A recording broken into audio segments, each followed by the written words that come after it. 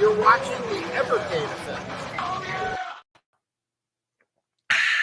Hey everybody, this is Ed. Well, the Evercade effect. Today I just kind of wanted to do just a quick video, kind of talk about my impressions of Evercade in 2025, so far this year. Kind of talk about, at the time of recording this video, we have not yet gotten any standard concrete news on SNK, right? Pretty much what we know is, we're getting Indie Heroes. We're getting Indie Heroes 4, I should say. We're getting Atari Arcade 2, and we're getting Tomb Raider 2 and all that. And of course, I didn't forget, we're getting Broken Sword. So those are very, niche collections, and I've kind of talked about this, but I wanted to take a look kind of back at, the end of 2023, which is kind of the beginning of 2024. I don't know, Blaze kind of does their years a little bit different. Kind of compare it, kind of see what we have now and everything. And let's take a look. So here was the roadmap back in 2023, and let's kind of look at how that year started off, and then I also want to look at how that year kind of ended, because that's really the 2024 start. So if we take a look at that, we did start off with some blue carts. At the very beginning of the year, yes, we had the C64 collection too. I know there's a lot of fans out there of Commodore C64. I'm not one of them, especially the collections we've been getting. But to balance that out, we got Toplin Arcade Collection 3. So that was a fairly good start. However, then, in May, we had Team 17, which actually was a pretty decent blue cart. But then again, Pico, that's kind of, Pico Collection 3 rather, kind of up in the air. I know some people like Pico, some people don't like Pico, pretty much worse. And then we had Pico Arcade 1, again, kind of the same controversy, but I actually quite liked it. Especially in Evercast, we went through Pico 1 Arcade, and there's quite a few few bangers in that collection to make it worth it. And then we had Sydney Hunter, again, great collection, kind of getting into indie games and some of those aftermarket games on there, which is great. And then of course, Sunsoft Collection 1, very nostalgic for me. And then we have our first Amiga collection, which I know a lot of people liked. But you kind of see the theme going here for balance. Usually there's a collection that's niche to people, and then a collection that isn't, right? So I kind of like the balance. I mean, maybe you could argue both Pico and Sydney Hunter are niche. Maybe that really wasn't the right wording, but what I'm trying to say is usually you could find one collection of the two that came out that appealed to most people. And then we have our first single cart, Full Void. I do apologize for the sniffling. I'm just getting over a cold, hence why I have tea here. Full Void was a banger. Their first single cart, very well received. And then my favorite of the blue collections, Indie Heroes Home Computer 1, again, all aftermarket. Really, really cool stuff. And of course, how could we forget, in November, we got the Duke Nukem 1, which in my opinion, I think might be one of the best collections of all time. Blaze went all out, did a showcase. A Duke Nukem Collection 2, which is kind of meh. I mean, Duke Nukem Advance is on that, but the other style Dukes weren't my cup of tea. Good Boy Galaxy and Witch and Whiz, and banger carts, especially Good Boy Galaxy. I got the Asta Bros, which, oh my God, for me, that might be like at least the second or best third cart. So we ended the year strong, and then Indie Heroes, and I forget what went with that since that was their last update. But yeah, we can expect Indie Heroes in February. And I almost forgot, of course, with Indie Heroes 3, we got Donut Dodo. Friggin' love that game. So if we kind of go, it wasn't until April, which again, I guess this year, we're not getting our, I guess it's the end of February, March. So we'll get the next set of carts. Actually mid-March, because of the ever delays. We should have already had them. Sunsoft 2, again, I love Sunsoft, very nostalgic. A lot of great bangers on there, especially Euphoria was the sleeper game on that cart, which I think might have been one of the best games of this year, or last year, I should say. I mean, and then again, Pico 4, meh. I think a lot of people are kind of picoed out.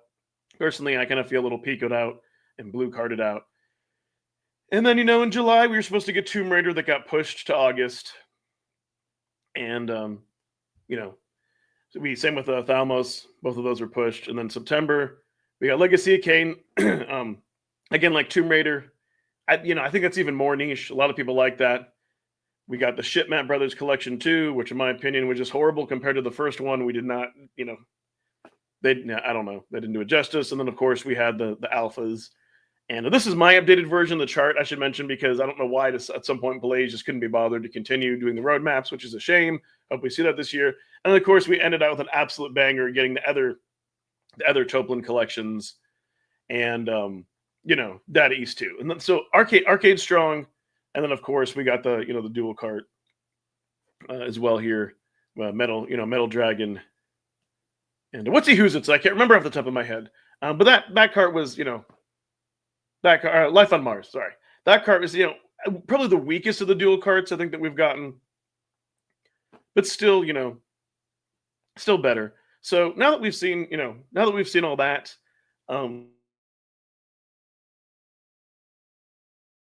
then 2024. Sorry about that, stupid internet blipped. 2024. Yeah, towards the end it got stronger, but still kind of weaker. And now we're back here. 2025, still waiting on SNK.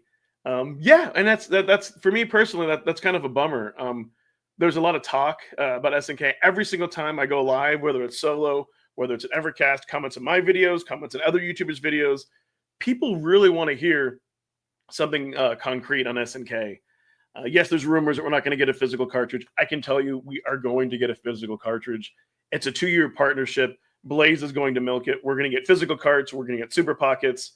We're going to get limited edition alphas. We're going to get limited edition EXPRs and VSRs and all that good stuff. Will there maybe be some embedded games on there that are exclusive? Sure.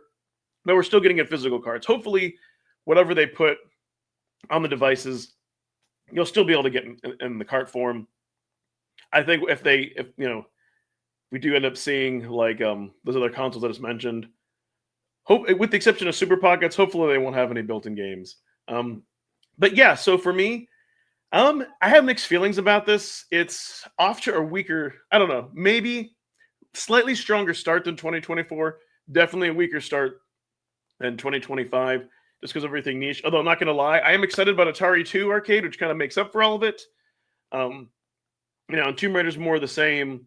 And yes, Broken Sword is, absolutely niche as well. Which I know some people are excited about that. Some people are excited about Tomb Raider. Some people are excited about Atari.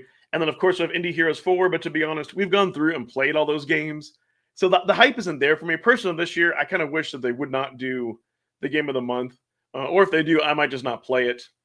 Because, kind of ruins the hype on the cart. And I kind of want to be surprised and experience that later on for myself. With all that said, I'm kind of glad that they're giving everything else out of the way so we can be flooded with SNK. Blaze said we're going to have the most arcade carts. I predict at least 3 SNK collections this year, possibly 4. Would make sense. SNK is huge. People will buy it. It'll be great for the brand. It'll be great for us who have been patient, been waiting for this for 4 or 5 years. So we'll go ahead and see. So, yeah, I think this year so far, I like it better than last year because we know we're going to get SNK. For me, I'm pumped the most for Atari Arcade 2. Definitely a stronger year. Could have been, could be stronger, but then again, maybe Blaze is getting everything out of the way so they can bombard us with SNK. Hey, that rhymes. Let me know in the comments below what you think, what your thoughts are. Are you excited? Is this year just meh? Or are you just kind of like me, patiently waiting for the SNK carts? Do you give a damn about, getting special edition devices like, that are reskinned and all that? Or you're like, hey, I'm just all about the games. Anyways, thanks so much for watching. If you like what you see, I'd appreciate a like on the way out. Consider subscribing. We're trying to get to 2,000 subs. And I'm going to say thank you to my channel members. And thank you, everyone. Bye-bye.